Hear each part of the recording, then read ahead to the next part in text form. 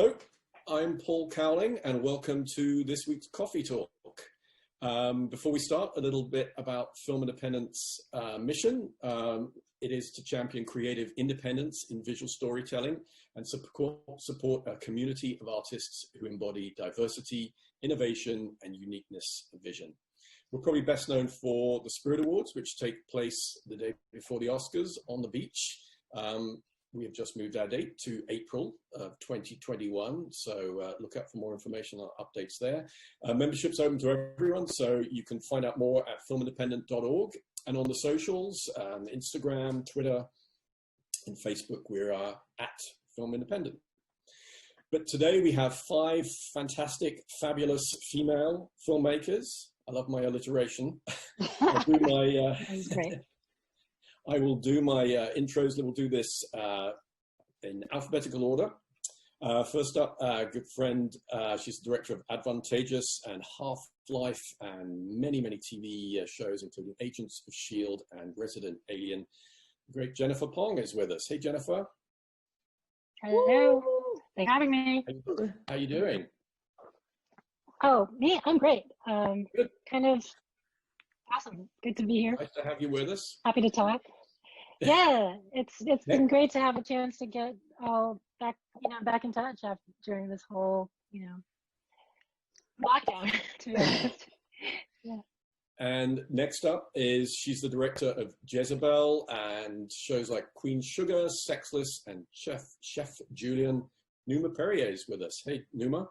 Hello, everybody. So happy to be here from my bed. Great to have you, and nice to meet you. Nice to meet you, too.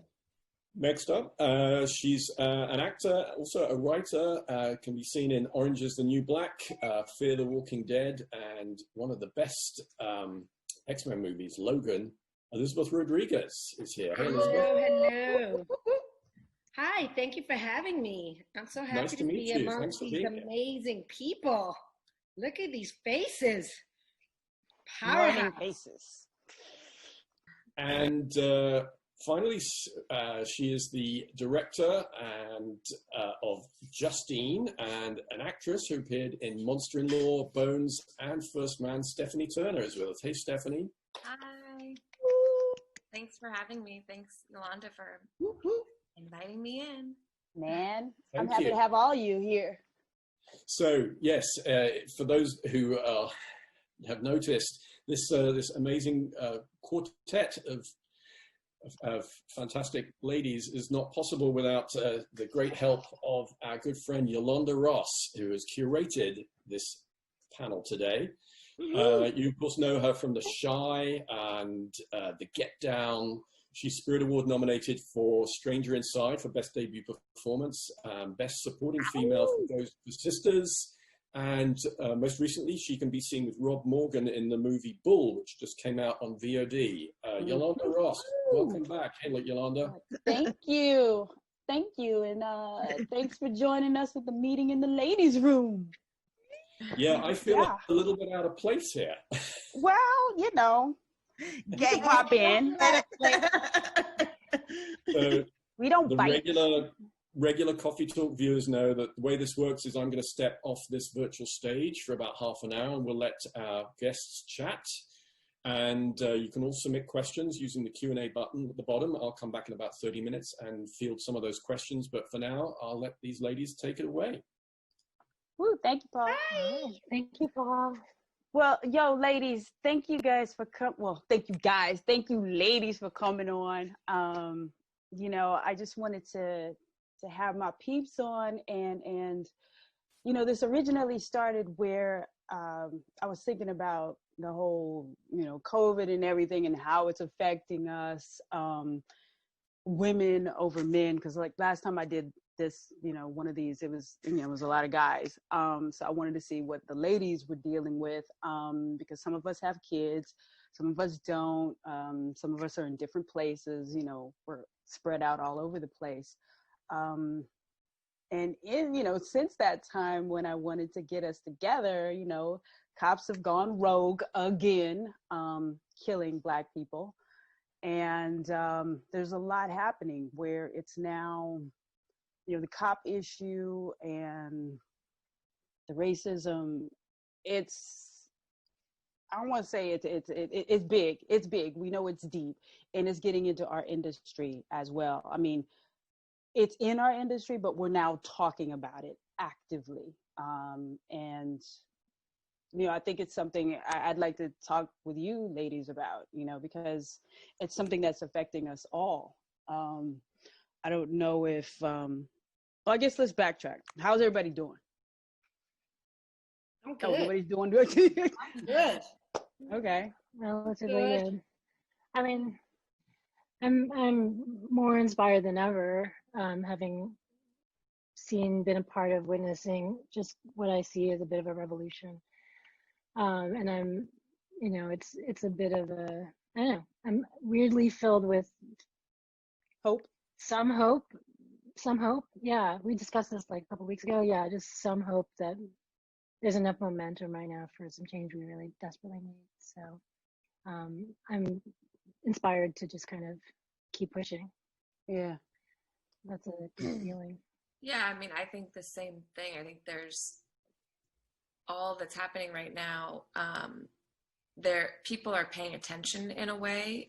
Obviously, it's not all good, but it seems like our industry is starting to show up and pay attention in a way right now. And we don't know if that's going to last, but I think like Yolanda and I were talking the other day, and we're like, just let's make the most of it while people are paying attention. So whether that's like, pushing your project that you're passionate about or getting the meetings or whatever. I mean, it's not the perfect answer, because obviously we want that to be the norm. We want people to always pay attention to all types of stories, but I have that little bit of hope as well, Jennifer, that like, okay, let's like make the most of people listening right now. Yeah, I do too. Numa, did you want to speak on that at all? Or I can definitely echo that. I'm really happy that there seems to be momentum around all of this. For me, this is really a daily, I've just kind of found a way to live within this as a daily thing for my entire career and my entire life. So I almost feel like this is something that's always been a constant. But now, yeah, there feels to be momentum around some real changes, and that we're not going to let up. And for that, I'm curious and excited to see what's around the corner from that. But it doesn't change a lot of how I'm approaching things, because I feel like I've always felt this way and had this, this is always in every room I go into and part of every project that I'm, working on or wanting to work on. So yes, I don't have much more to offer than that, except that I'm here for it too. yeah, I agree with you, and I understand what you're saying, because I feel, knowing the kind of projects that you do, I feel like knowing the kind of projects all of you ladies do, they're not falling within the boxes of what, our industry wants things to fall into, so that they can understand them and then deem them worthy or not worthy, sellable, not sellable. But at this point, I feel like what we're kind of saying right now is it seems or feels like they're using an ear a little bit more, like they're actually listening a little bit more. And, it could just be because of the time, which, I think it is overall. And then, on the other side of it, it'll be because these movies can make money if you actually, put them out there and push them in the same way that you do blockbusters. Elizabeth? Yeah, I feel like I just currently co-wrote a film, and I'm still doing some rewrites. which we were hoping to do this spring, summer, and now we'll see because I'm still raising money on it. But speaking from like being part of Orange is the New Black, I feel like once it became successful and it changed the way it took down the guards, the powers that be, they were the ones that were deeming what people wanted to see and what they didn't want to see because it was a new media. Mm-hmm. And because it became successful, then they had no other choice but to follow suit. In terms of, there was now numbers, world numbers that said, oh yeah, look, people are interested in all female stories of all race, religion, creed, socioeconomic backgrounds. And I think that wasn't just a moment. It did change the game in a big way, and it has created momentum. And I think that because everyone's watching right now, regardless if they're doing it because it's the right thing or not to do, if quality work presents itself, whether they're doing it just to check off boxes, whether it's women of color, look, I can knock 2 off and 1, that minority, that if the work is of quality, then they will not be able to have excuses. Exactly. Because I mean, I that's exactly what I feel with it too. It's like, you're coming with quality, period. But if they're opening the doors, whether it's for the wrong reason or not, you get in there and do your thing. When it's out there, then it's like, oh, they can do that. Oh, okay. Oh, we can make money off that. Oh, okay. Well, let's get 2 more like that. That's how it works, sadly. But yeah, I'm glad it's happening, because I'm out here trying to get money too for a film. So we're all hustling. Numa, it's just like what you said. It's like, I feel like, getting into that market as well as far as being a filmmaker, every time we go into a room, mm-hmm. we're salespeople. Yeah. Salespeople. At the end of the day, you're always trying to like change somebody's mind, because I feel like once you walk in the door and you're not a white male, the money drops, everything drops. It's like the listening stops working completely, and they're just kind of watching you say, do your spiel. Yeah. So I hope that all changes. Yeah, wow, Debbie Downer. Ah! Yeah, but there's just so much there. Yeah. No, go ahead. What I loved about the people you curated here, Yolanda, is that we've all navigated stories that have a lot to do with race, but also are not ignoring how that intersects with like your state and your station in our economy or our class, our quote unquote class, right? Mm-hmm. And my excitement and hope is to just kind of allow ourselves, I mean, just to use Crazy Rich Asians as an interesting example, that was a big deal for Asians because we finally broke back into the mainstream from a visibility perspective. But it also rode off, it kind of used this idea of like looking at class the way it was looking across across the different levels of class, but in a way that kind of allowed there to be a lot of glorification of riches. And it feels like all of us here have worked with stories about women trying to get jobs, women trying to survive by any means possible, under extremely challenging circumstances. I mean, Numa's Jezebel was at first like a hard thing to kind of decide I'm comfortable watching, only because it was so sad. And as I allowed myself to get comfortable with it, it became just, I mean, I was just blown away by the complexity of the characterizations and how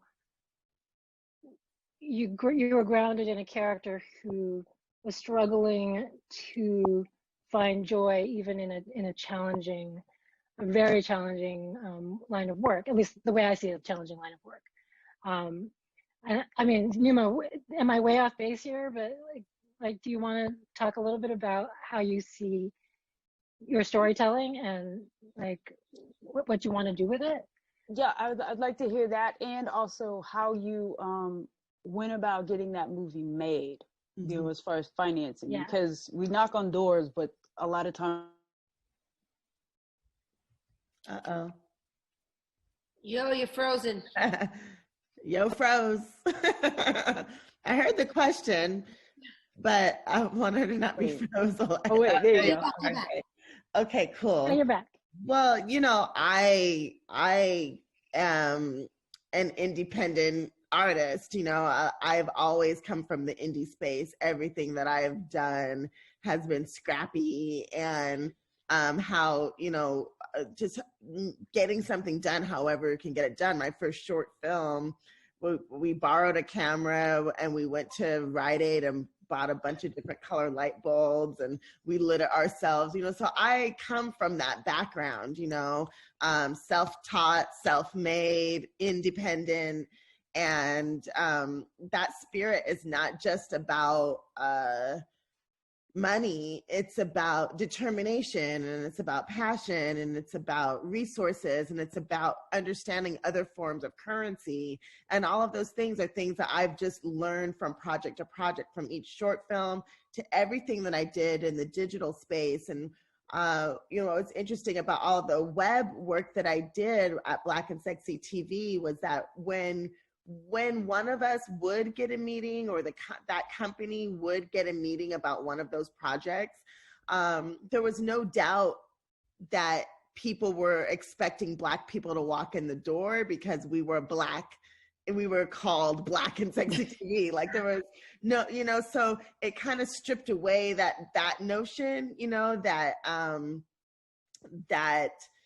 yeah, people knew that, you know, this is a Black experience that we're opening, you know, this meeting or these possibilities up to. So I think being really bold with that, like with your identity, has helped me in a lot of ways, not to have to be in, I haven't had to be in a lot of rooms that were already warm to it, because I've been so clear about who I am and what I'm doing and what I care about.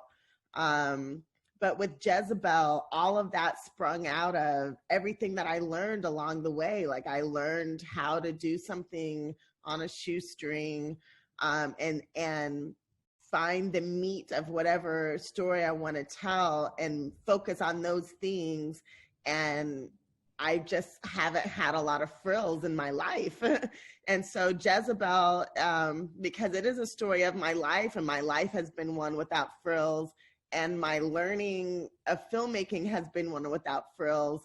You got a movie, you got this no frills movie, you know, and I was able to do it with the support of all the people who were inspired by all of that filmmaking that I had done before. So all the people that supported every short film that I did, everything I did with Black and Sexy, they were so eager to see me come out with a feature film, because it was clear. It was time. It was clear and proven what I care about. And it was clear and proven that, like, I'm not a silver spoon person in any way. And people really got behind that and were ready, you know, ready to see what it was and what it would be. So that story lent itself to that. And what's been interesting along the way is, of course, my ambitions have grown, you know, and you know, the bigger movies that I see, like I went and saw Joker, and I said, oh my God, I want to make a Marvel movie. And I'd never wanted to make them. I never cared. You know, I'm just like,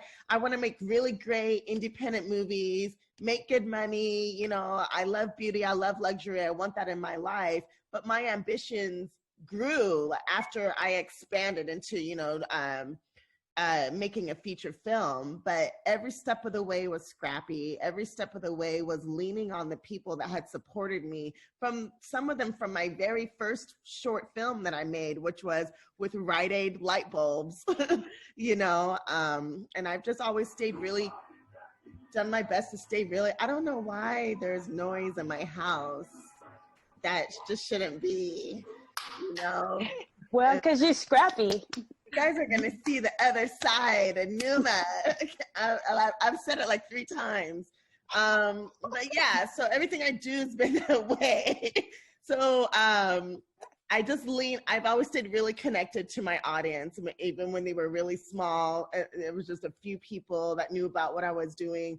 I stay as close and connected to them as possible because they're my community, and they are who have supported me all along the way. And they all came through for Jezebel and made that multiply. So that the community aspect of everything that I've done has been how I've got things done, aside from the fact learning how to do things with so-called limited resources. My resources are huge.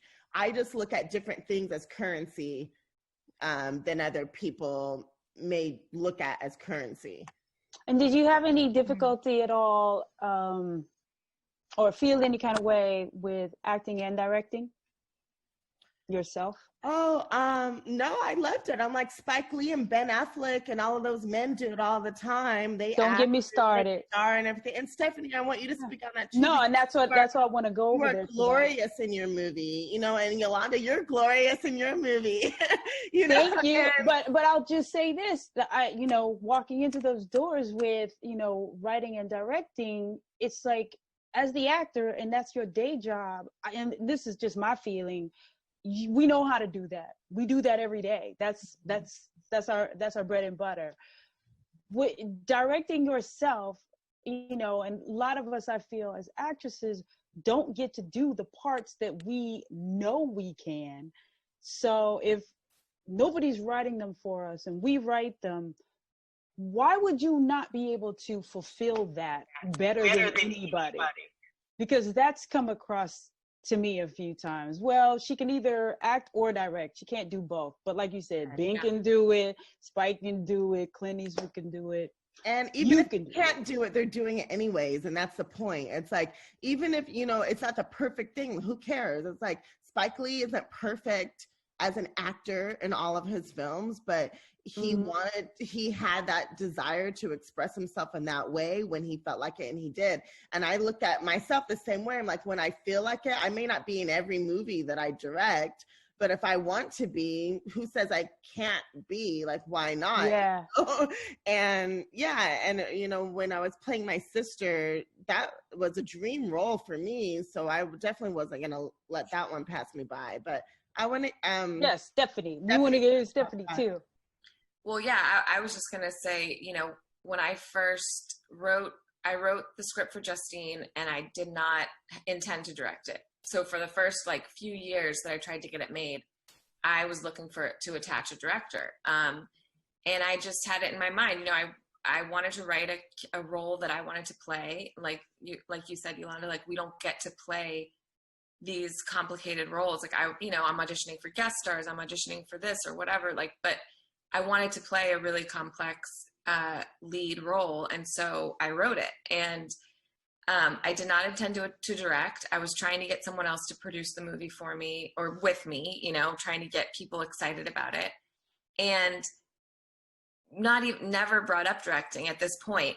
But this producer that I met with said to me, well, a lot of people were like, oh, we like the script, but you should just sell the script and let somebody else play the lead role, because no one's going to want you to play the lead. You're not a named person. You're not a movie star. And then this one producer that was kind of thinking about producing it with me was like, this is going to be way too much for you to take on. You've never had a lead role before. You can't, and I wasn't even thinking of directing it at that time. So I'm like, when I decided to direct it years later, I was like, oh, what would he think now that not only am I going to do the lead role, but also direct it. And I think I did learn. I learned my lesson on Justine. I learned so much doing it because it was my first film that I directed. It was, the first thing that I produced under my production company. There were so many things I did not know that I had to just figure out, honestly Googling, what is a chain of title, just all of that sort of the paperwork stuff, all of that I had Yeah, to because learn. you said But, you didn't have a producer working with you, right? well, no, so I had two producers, but what we did was, like, my manager was a producer, and then we hired a line producer who ended up becoming a producer on the whole project. But then I was a producer on it, but I was really, I like, again, I didn't know what to do, but then I find out, like, most indie filmmakers, they have like the writer director, and then they have a producer, and they're kind of a team, and they start the whole process together and get the financing, and the way we did it was just a little different. Like, I was the person that wanted to make the movie, and everyone else was kind of like, yeah, sure, we'll make it with you. Like, if you think you're actually get getting the it money. done, Yeah. And so then I was the one that was always kind of like, okay. And then obviously so many people stepped in and did great things, and contributed so much. But in those early stages, it was just me kind of like pushing ahead, trying to put everything. But I was going to say, just in terms of acting, I didn't realize how many scenes my character was in. And I was going to tell you, Yolanda, like, The whole look movie. back Every scene. script and break it down, because when we did our schedule, there was only one day that I was only directing, because I was a lead character in the film, and I was like, who wrote this? Why is this character in so many scenes? Like, why do I have to do so much every day? Because, when you're writing something, you're just following the characters, and you're like, okay, this woman is going to go here, and then she's going to do that. And as the actor that has to do it and then be the director, like, it's a lot to go back and forth, especially if there's, emotional stuff. And the thing that saved me, just like logistically, time-wise, with acting and directing, is that my character was like, wore no makeup. There wasn't a lot of like hair and makeup prep to do. So to get me in wardrobe and hair and makeup, and then I actually got to sit with the DP and prep and everything. I think it would be more challenging to do that if you had like a full look that you had to put on, Yeah. But like you said, Numa, like, I don't have to be like, the next project I want to direct, I'm going to co-direct. There's not a role for me in it. And I'm like, cool, I just get to direct. I don't have to do both, but then I'm sure I'll want to direct. I'll want to be in something else too. Like, I think you have to follow like what you feel passionate about telling. One thing I wanted to like bring up with you, when we had spoken, you had talked about getting pushback as far as, because, her movie has a white character that has, mixed race children in it. And some of these conversations deal with race and racism, between white people. And, I thought it was interesting that you had people then telling you, well, they wouldn't say these things, or, and I've had that too. And I'm sure we probably all have, where you have somebody either of a different race telling you what you don't do or what you don't say, or conversations that you've been in that, it's like somebody telling you what you've already been through.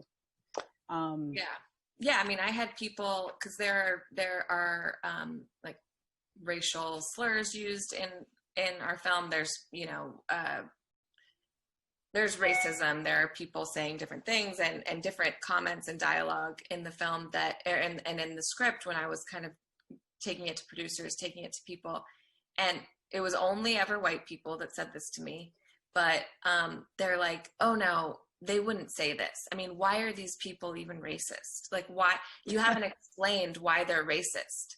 Did something happen to them? Like, these stupid questions that I would immediately, as soon as I would ask me that, I would immediately realize, like, you're not going to help me make this movie, and you don't get it. You don't get what the movie is.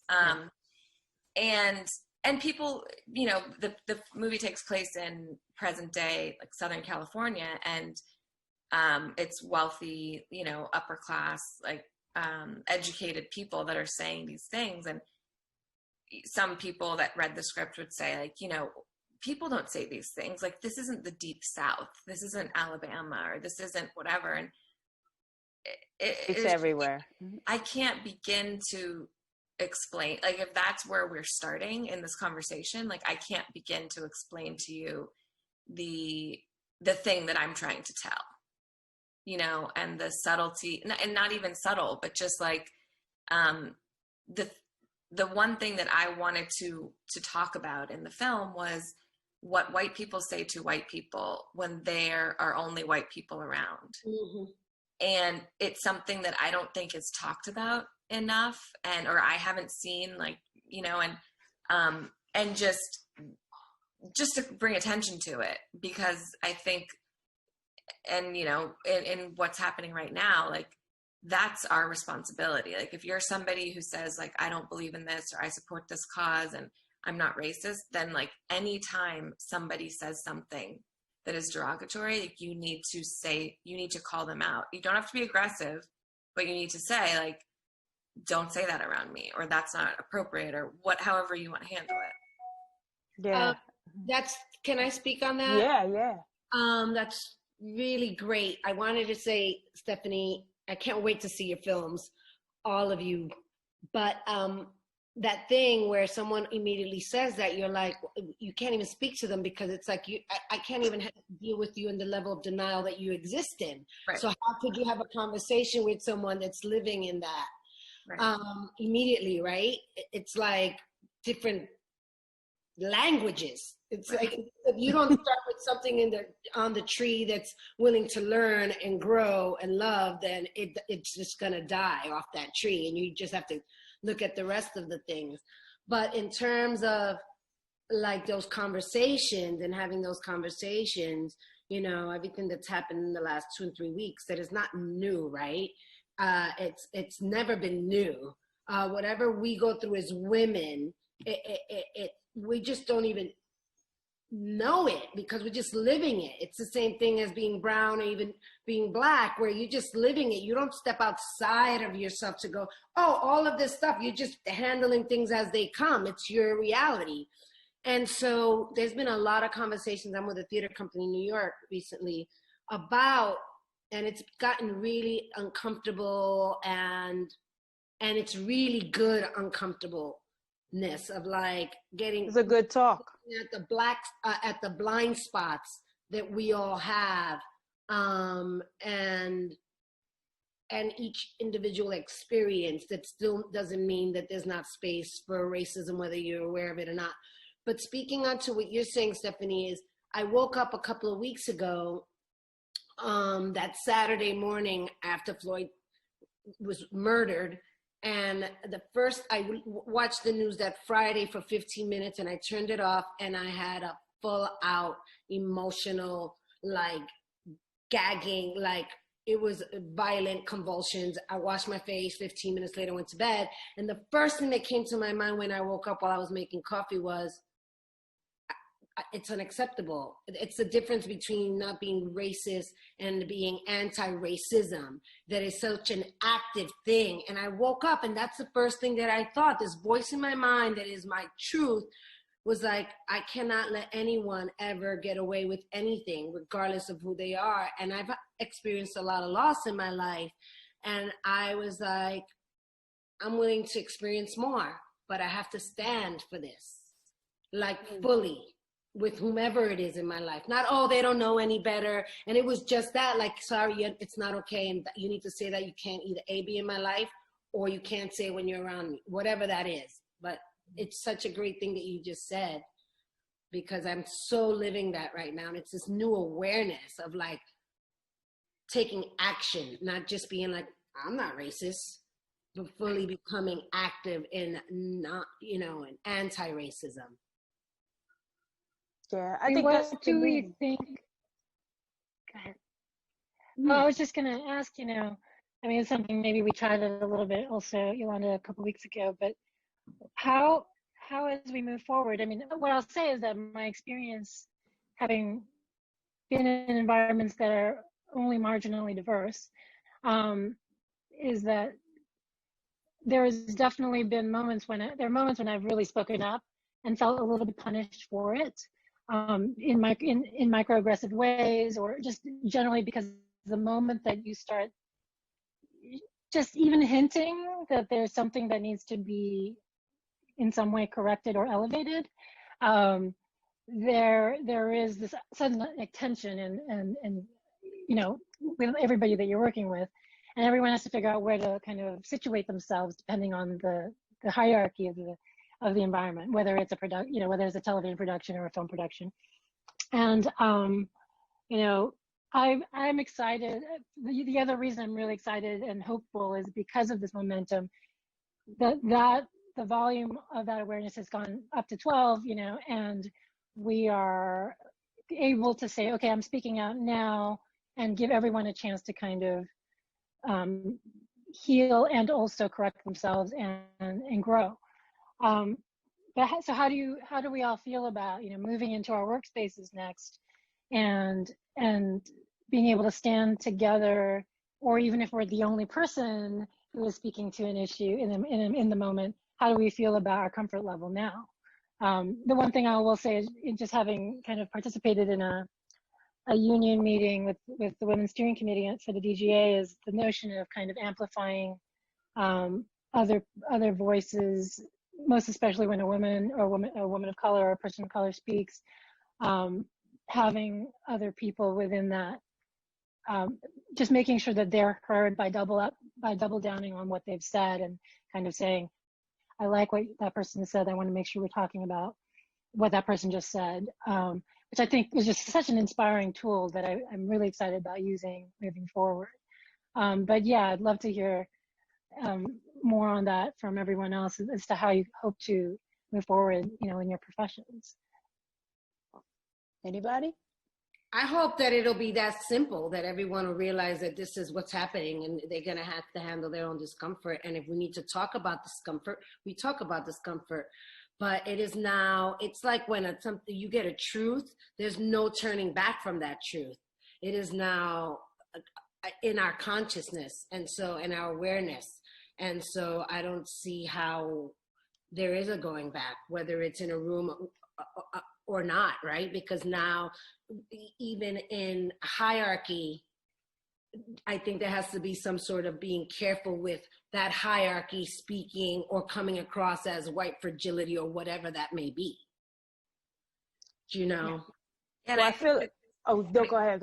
I think it's like, we don't have any other choice at this point. I mean, like you're saying, you know, we have to. I mean, I've always been the one that is like telling somebody like, oh, this isn't right, or that. Like my whole life, I'm the annoying person that's telling somebody like, I don't think this is fair, we shouldn't do it this way. So I feel like, yes, I've definitely gotten sort of the eye roll from authority of like, oh God, like, can't we just do it this way? And why does she have to bring it up or complain? But what I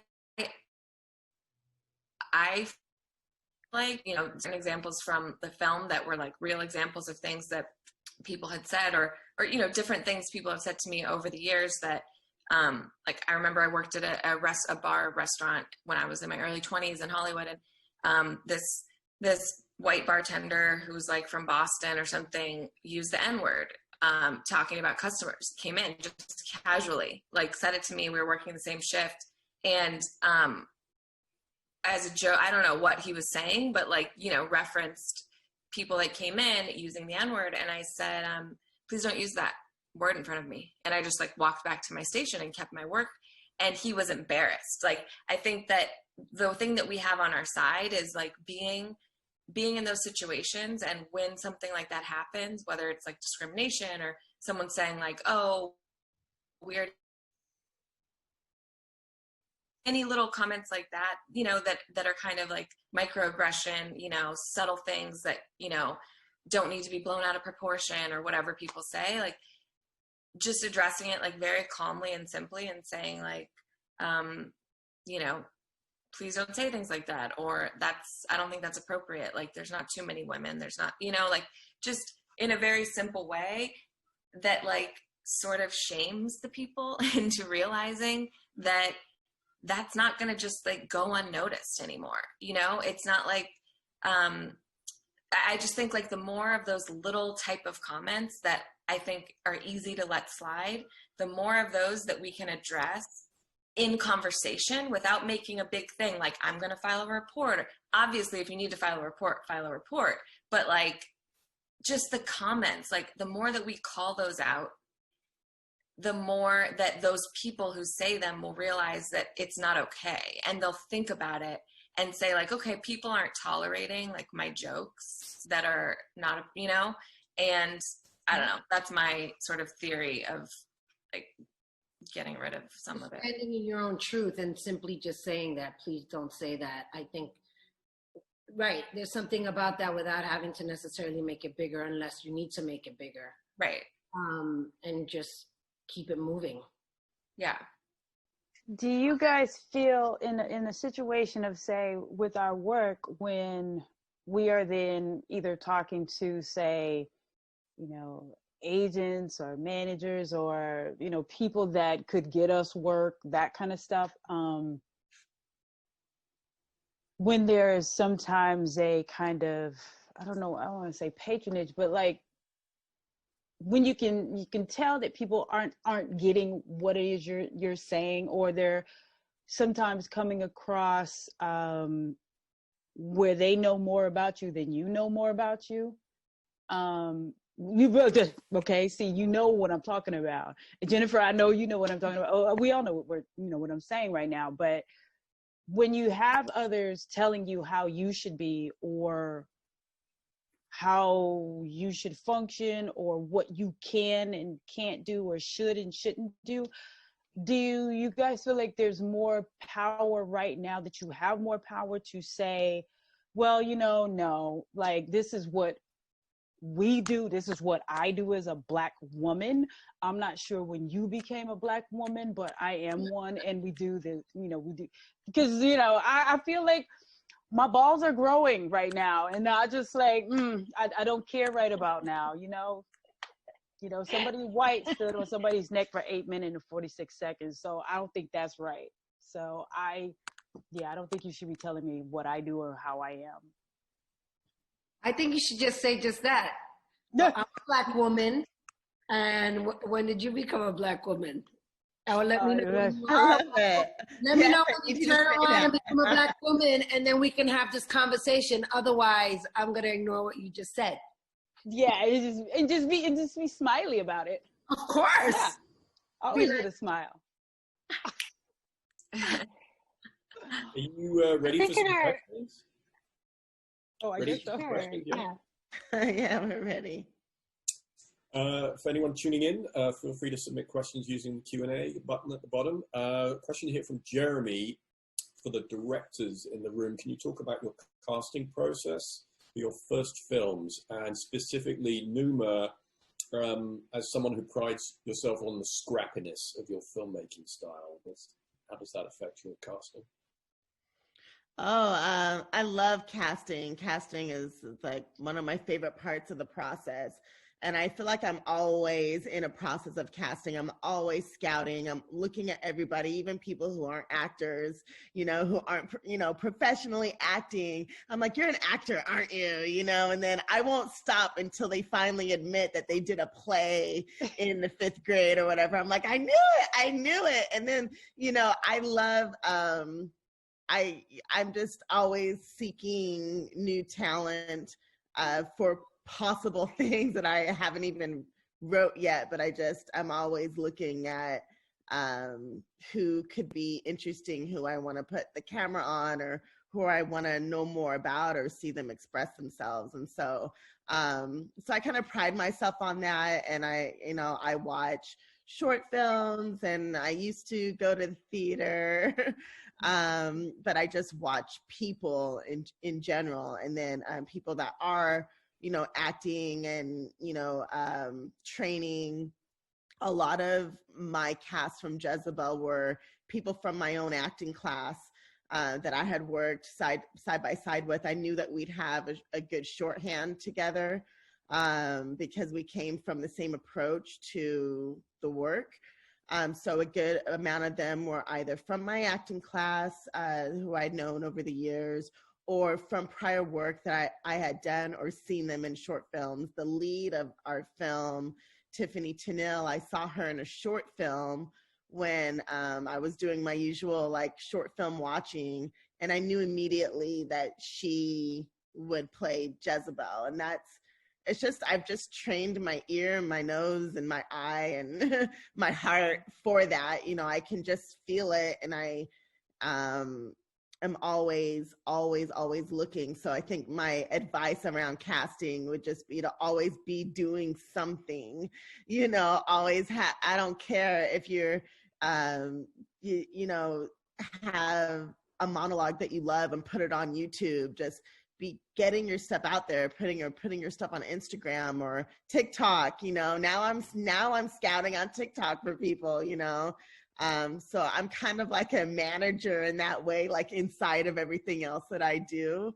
I just love cultivating talent and finding it. It's a real joy for me. Stephanie? Yeah, I mean, I think I mean, as an actor, I feel like I'm always, you know, admiring other people's work and noticing people and things, and then seeing them do other things. So I think as an actor, that's that part of casting, of just like keeping track of people and knowing what they're doing, has just been so much a part of like my career. And but in terms of casting our film, we hired a casting director, and we you know, we had certain ideas of like people we wanted, but I think that the great thing that the casting director brought was like just her own ideas, having seen actors in rooms over and over again and knowing like who was great at this thing or that thing. And so she definitely brought ideas that people that I wasn't necessarily like that familiar with their work, but then like the guy who played the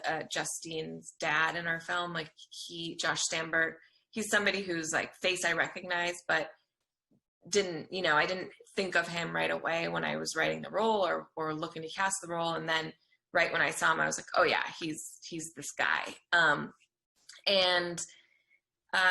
Yeah, we had kids we had 3 young kids to cast in our film, and that was challenging. But I think like, you know, for me, it just, and as an actor, I have heard this for so long, like, oh, you know, they know it when you walk in the room, if you're the right person, like they just know.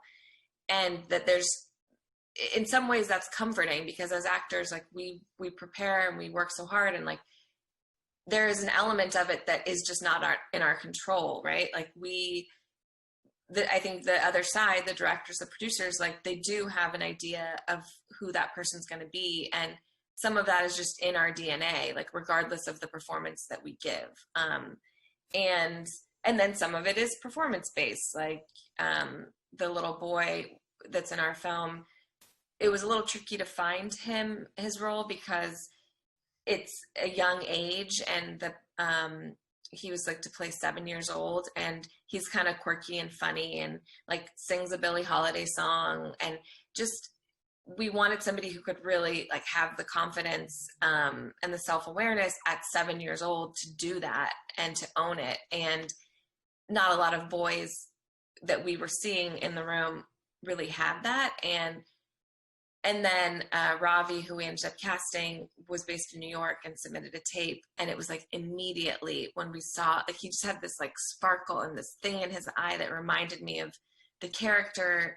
And so I think like there are just moments like that in casting where it really is, you just see the person or you hear them and you just feel like this is the character that I wrote.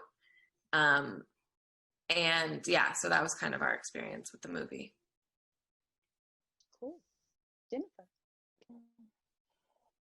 Yeah, early on when I was just starting out, I learned kind of the hard way of, quickly that, you need to be casting often for the best actor, not for the look. I mean, that's kind of one of those basic casting 101 things that everyone needs to kind of know right now, especially in film, through the film independent membership. It's absolutely something that people make again and again, make the mistake of trying to cast toward the look of the character.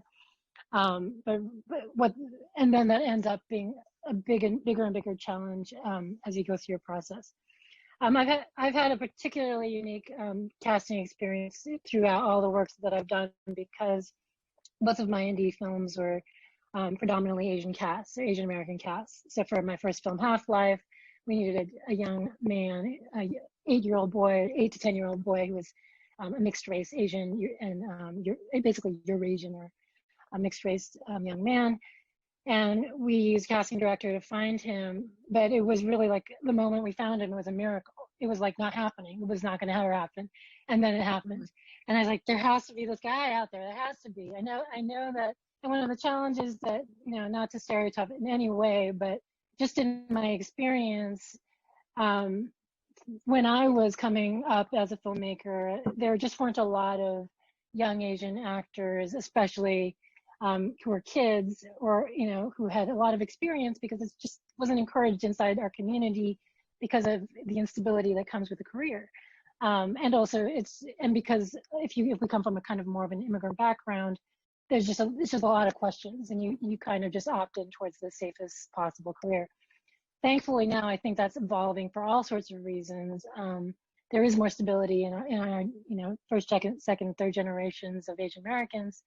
And people are being encouraged and empowered to express themselves in ways that are that they feel just they have a natural proclivity for, which is great, because there are so many. I mean, I know a lot of people who are lawyers and doctors, but I know that in their hearts, a lot of people are just kind of, when they find out that they have a talent and a love for the profession of acting, directing, writing, they're, you can see their talent just blossom. So it's a really exciting time for Asian Americans. But yeah, I'd say that probably the challenge is just literally how we're a minority within a minority, within a really challenging industry. And so that's always been, for casting talent, for me, it's always been a long hunt to kind of find the right people for the role, using many creative, many ways, using many tactics, whether it's with the casting director, whether it's consulting with friends. I found an amazing woman, Samantha Kim, for my second feature, Half-Life, through my great friend Keisuke Hawashi, who had worked with her in a summer camp. So it's really being creative about finding the right person for your role, most especially if you're on an indie budget. And even, in television, we're having to use creative ways to find diverse actors sometimes, by just going well beyond the city that you're casting in. And just like for one role, I had to cast through Atlanta, Vancouver, Los Angeles, Toronto, to find this one Asian girl. So it's just something, an ongoing thing. But I think things will change and are changing. I had actually a question for the actors here. I mean, I think a lot of first-time filmmakers, you can study, a lot about filmmaking from watching movies, where the camera's placed and how the camera moves, where the director chooses to cut, but you don't know anything about the conversation between the director and the actor and what is said to get those performances. So would you have tips for people in their first,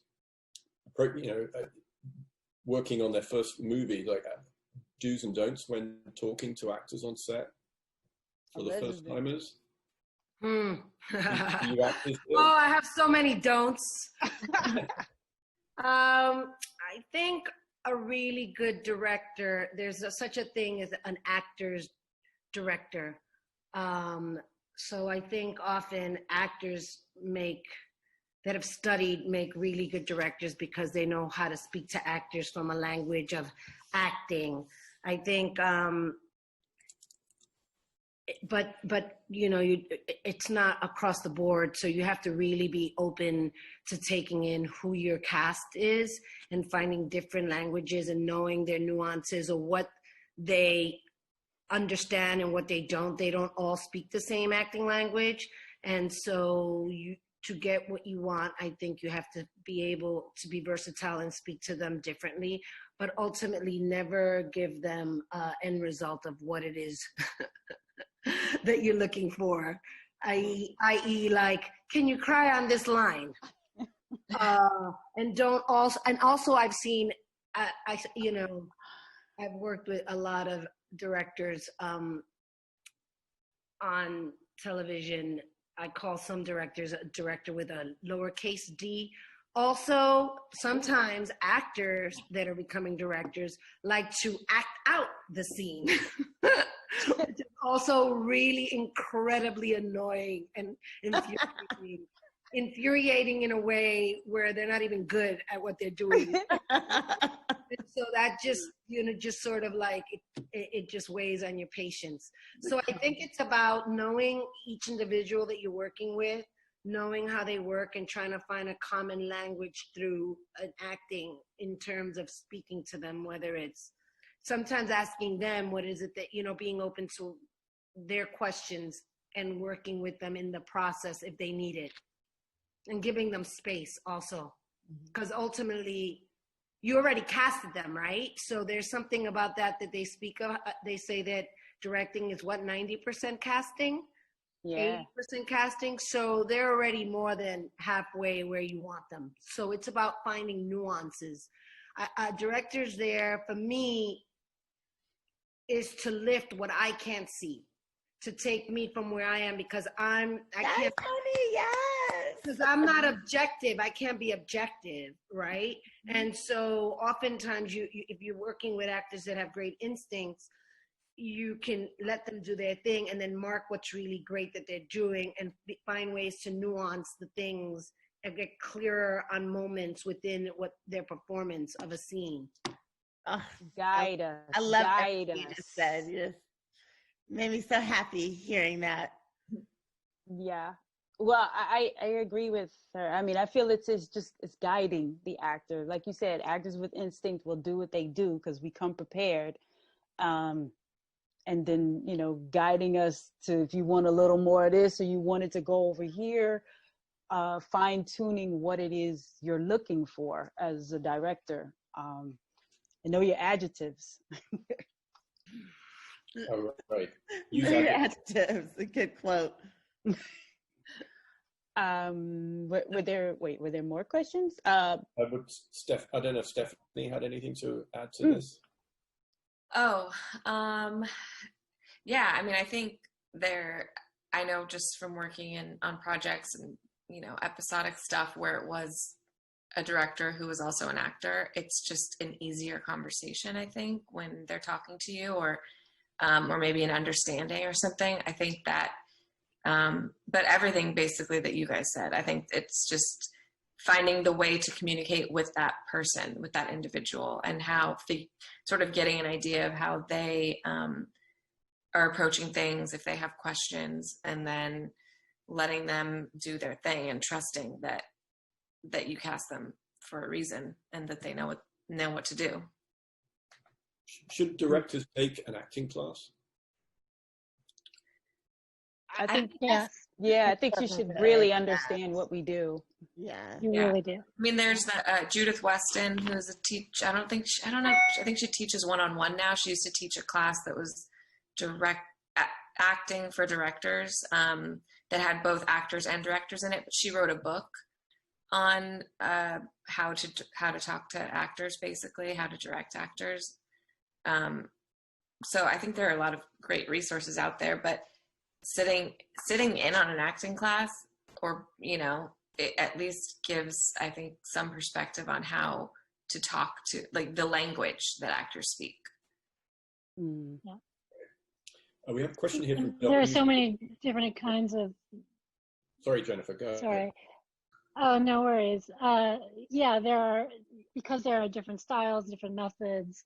I say if you can just keep taking acting classes from the different kinds of styles and methods, then you can call on that for all these different kinds of actors. Yeah, when I meet a cast, I literally sit down with every regular cast member to kind of get an understanding of where they're coming from and what they need from me. the most, and sometimes, and it's always vastly different. There's a question here from WC saying, what projects do each of you have on the horizon, either set to go or currently in development? Who's first? Mine is short and sweet. I'm co-writing and going to co-direct a film called All's Well. And one of the greatest things about being isolating is that it makes it so that I have an enormous amount of time to dedicate to committing to working with my writing partner in, getting it as good as we can. And hopefully it'll be shot next summer. I also directed recently a Zoom play reading for my theater company as a fundraiser. And but what I did and what I realized from doing television and film as an actress was that this was what I can do with this format in terms of a medium to close up and the power in this. And I ended up shooting it live, and then within a week we edited it in ways and did things where like worked within this to make it real in terms of props and passing things and so on and so forth. And for 5 minutes, I was a Zoom queen. Love it. Like all sorts of people in New York. 7 more people came through our theater company, The Labyrinth.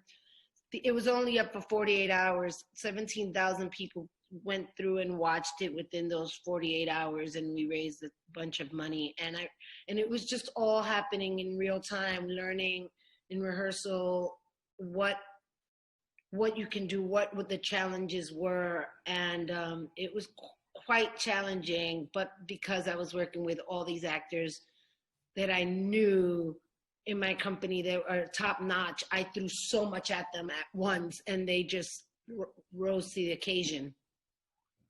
That's what we do. That's what we do. Yeah. Awesome. Numa. Yolanda, anyone else? Up next for me, I'm directing a movie for Netflix, a romantic comedy. I'm really excited about it. It's based on a book called The Perfect Find. And we go into production as soon as it's safe to do so, or safer. So that's all being worked out. And I have a TV series in development, an erotic thriller called Toxic with Macro TV that I'm also really excited about because that's and I wrote it. I'll be directing the pilot. Yeah, so I'm busy. I'm fortunate that these projects were all like in a state of development when quarantine hit. So I would have been writing anyways, and I've been able to remain employed in that way.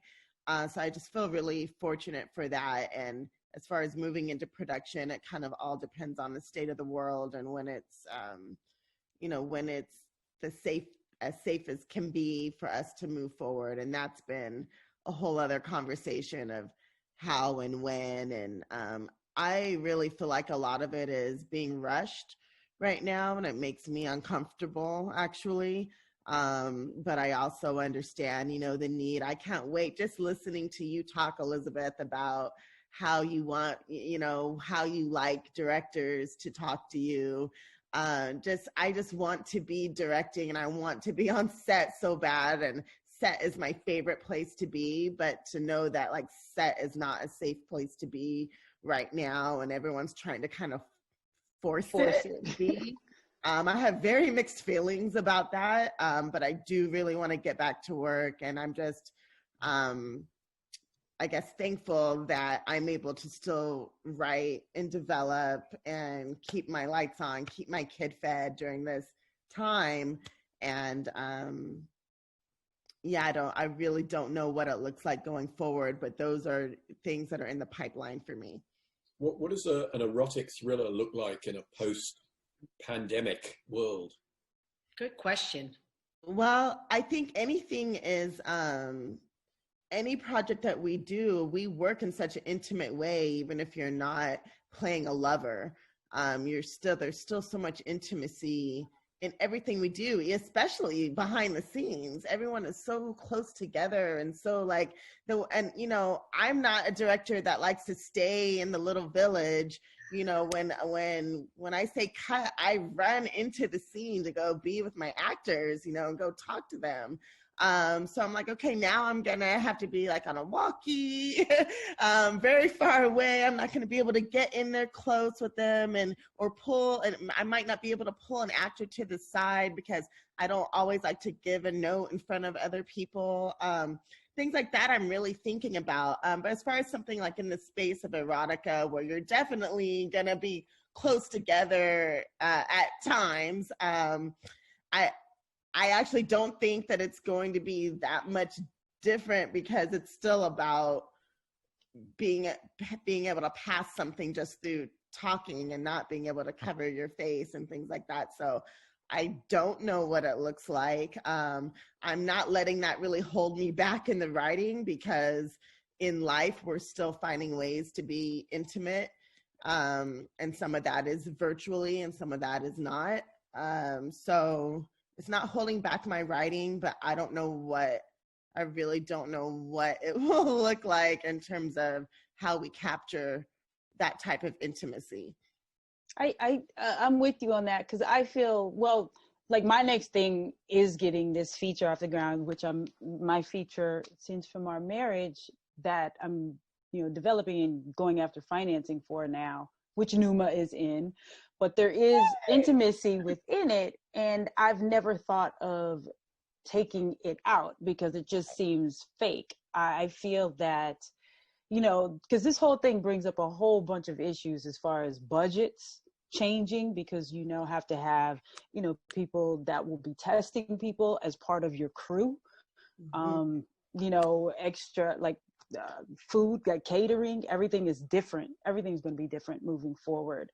But I personally don't see how realistically you could have film or television where people are just separate. It's like I see everybody behind the scenes having to cover up, and us even cover up as actors behind the scenes. But when you step out, it's still all magic. It's still all, this is a different world. Unless your world has COVID-19 in it on screen, I don't see why you would not.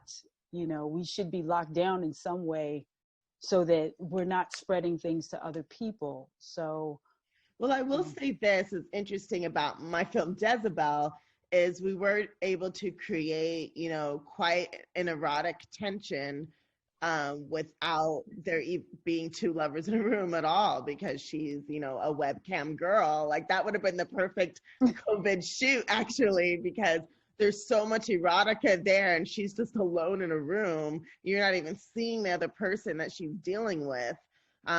So there are ways for sure. But I think I'm gonna kind of reverse engineer it. I'm just writing the same way I would write. And once we know more, I'll be able to go back as a director, and really look at each scene and say, okay, what is the approach now within these guidelines? What about you, Stephanie? So my next feature is something I co-wrote and plan to co-direct with my really good friend, Karen Jezebel, she played a role in Justine as well. But it's a story it's a coming of age story about a young girl in LA who, in the process of applying for college, finds out she's undocumented. And it takes place during the 2016 election, and she's has to make the decision whether or not to apply for DACA, which there was a huge win today. The Supreme Court voted to uphold DACA, to keep it. So that was a really big thing for the Dreamers. So yeah, it's a political kind of film, but about telling and just trying to get our financing now and hopefully make it soon and help kind of push like everything in that positive direction. Jennifer. Well, on the television front, I was involved in the production for Foundation, which is this science fiction series run by David Goyer, and we were in Ireland when we had to shut down. So it's based on Isaac Asimov's like science fiction opus that's set 25,000 years in the future or something. And so we're looking to hopefully start that back up again, all things considered. I was also slated to direct on Cowboy Bebop in New Zealand with John Cho starring. So those are my, kind of, we'll see, kind of what happens with our schedules. On a personal front, I'm developing a sci-fi thriller feature and also a series, kind of like a Killing Eve style series. Yolanda, do you want the last question for everyone? The last question. Oh goodness. What would it be? Well, I guess, moving forward with everything, how do you guys feel about,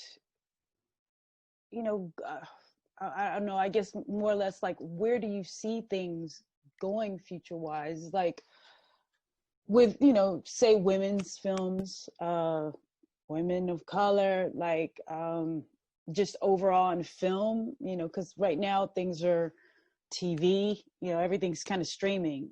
Do you guys feel like what you're getting ready to make, that there'll be features on the screen, the big screen, or both, or more of like streaming? Anything like that? I feel like the streaming world is 100% where we should be thinking our films are going. At least if we're based on the data we have today, I feel like for now that seems like a logical expectation. I I think there is a world where we do have, when you say big screen, do you mean? If you want to include theaters, like the drive-through. What? If you want to include drive-throughs, I'm probably one of the most. Can you hear me? Yeah. Okay. I'm probably one of the more cautious people out there with regards to like looking at the future of our interactions. But I can more optimistically think of streaming VOD or possibly premiering at a drive-through. Before I want to say, I'm hoping that I'm going to have a theatrical premiere, in the next year or so. But that doesn't really change my creative approach. For me, I feel like all platforms have strong validity now. Today more than ever. Now more than ever, we're able to say I'm really proud of something being on Netflix, for example.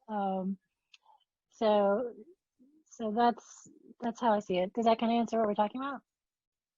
I think so. Do you feel online is really where things are moving? It does feel like that to me. Like that to me. How about you, Stephanie? Yeah, I hope that, the theater experience doesn't go away.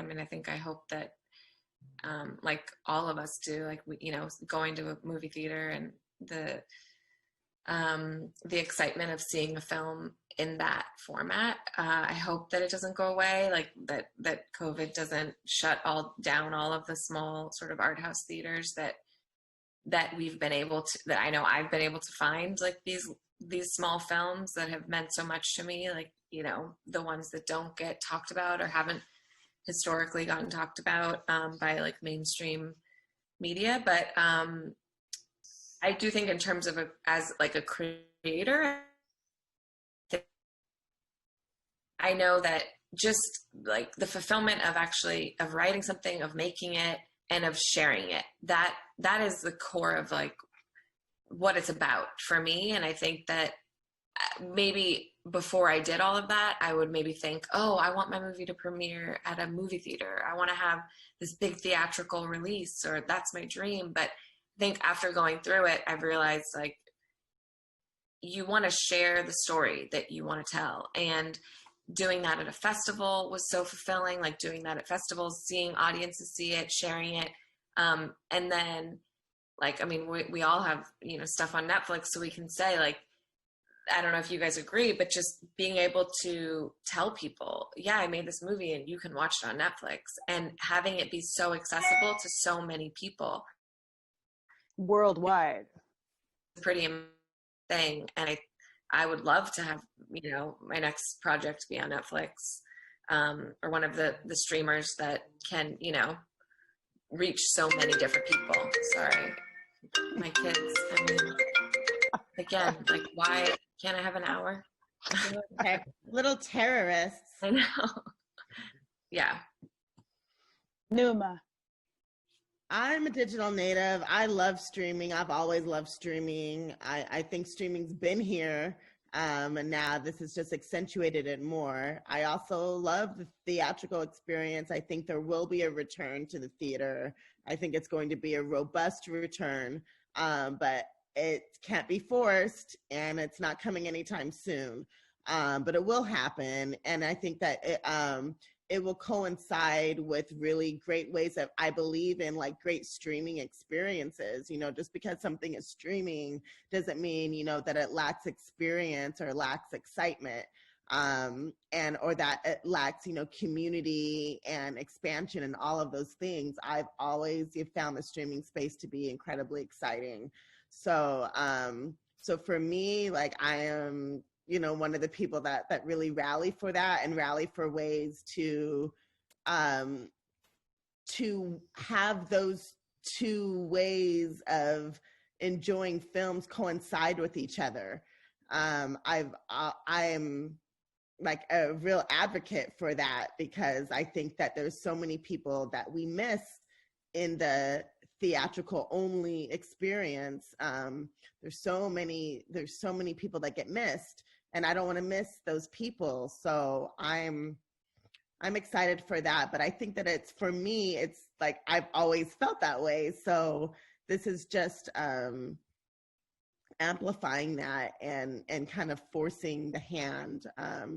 But don't get me wrong, I really do think that there will be a return to the theater. There's nothing like being in a beautiful theater, you know, seeing your work, whether you're in front or behind the camera, that, you know, that is a glorious experience. And, you know, I think there's reasons kind of bigger than us and bigger than this industry why that's just not the way to do it right now.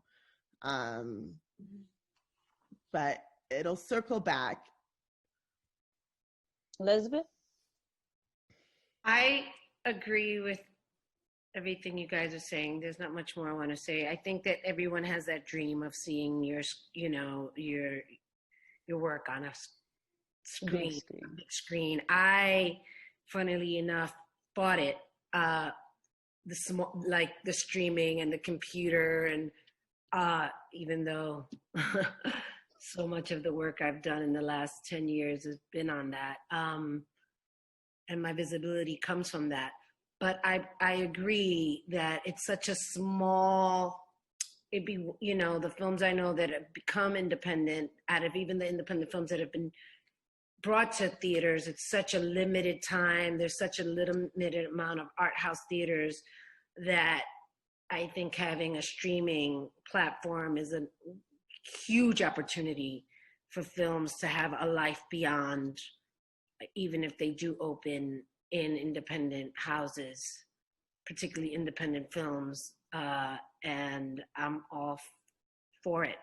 I absolutely think it's going to take a while, but I think before this happened, what was mostly being done were remakes of guaranteed films anyway, and so I feel like streaming. That part. I feel like streaming has been the new sort of independent world space for so many things of quality. and character-driven work as well. Different voices. Like the quote unquote risky. So many other platforms. The amount of people that I know, that we all know that have talent, and the amount of people I know that are ended up working in the last 5 years has filled my heart in a way that there's no words. The joy that I have about knowing that they were on this job and this job and this job, and that's only because of the amount of streaming platforms that exist. And so I'm for whatever is going to get my project out and seen. Same here. Whatever, whichever, every way. And Yeah. I would love a drive-in. I love a drive-in. I love a drive-in. Yeah. I love a drive. I love. Girl, we could just, you know what? We'll just rent a drive-in. We'll do, but I don't know why they aren't doing that now. It's like all you need is a big parking lot. Parking lots. All You need is a parking lot and Wi-Fi. We'll have your opening at a drive-in, your premiere. There it is. There it is. There it Quite is. a few indie movies are playing drive-ins right now. That's the way to do it. And you put a short in front of it. Put two shorts in front of it, and there you go. We are almost, well, we are out of time, but quickly, the last question we ask everyone is, for your Corona Film Festival picks, pandemic picks, what are you watching? Quickly, let's give us your one, hidden gem or classic that you want to. Okay, I just watched The Great. I don't know if everybody did. It's on Hulu. Oh, yeah.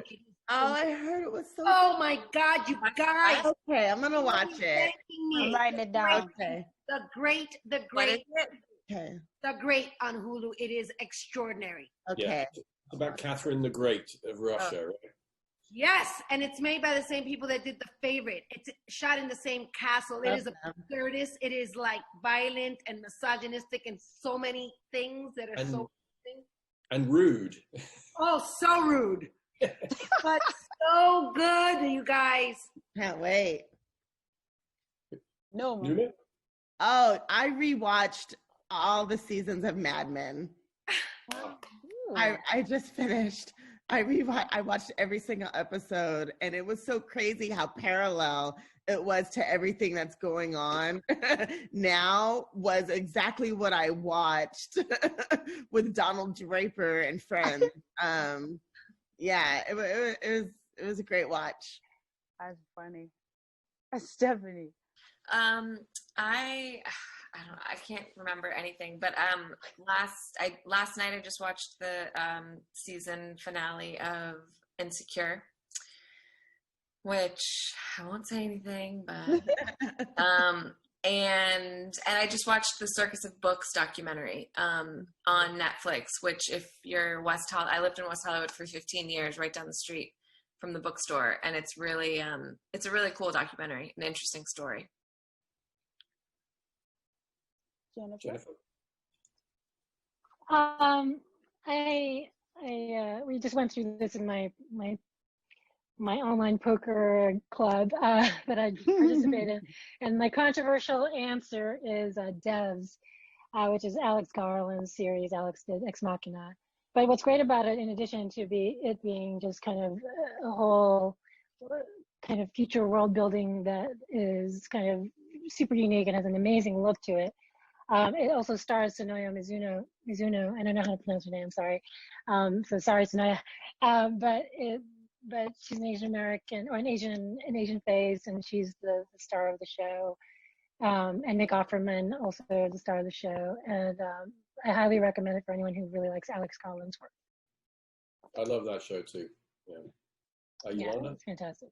I found Justine by, going through Netflix and just randomly finding this movie. So that's how I know Stephanie. Mm-hmm. That's how I became aware of her work. And the other thing I would say is Birth of a Movement on Amazon, which is, about the man that went up against Birth of a Nation, which was really interesting because 1915, you had 2,000 Black people going up, boycotting, well, not boycotting because we weren't allowed in anyway, but, going up against this movie outside of the theater. And everything that was happening then is happening right now. So I think that's an important film. A movement. Yeah. How about you, Paul? I do love Devs. What else? There's a show on Hulu I love called Shrill. I heard of that. Shrill was good. Yeah. Oh, Mrs. America on Hulu too, about the women's movement in Philadelphia.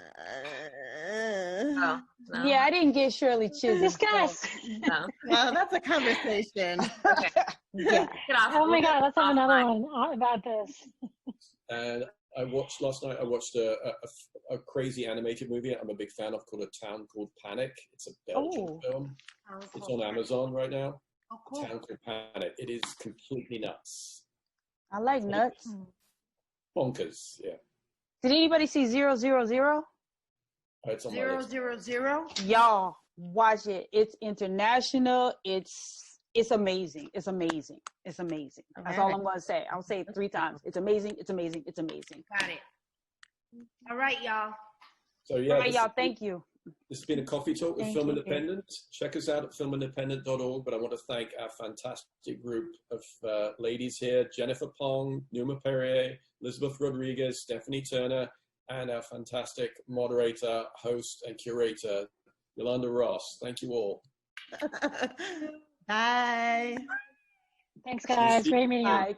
Thank y'all so much. Stay safe.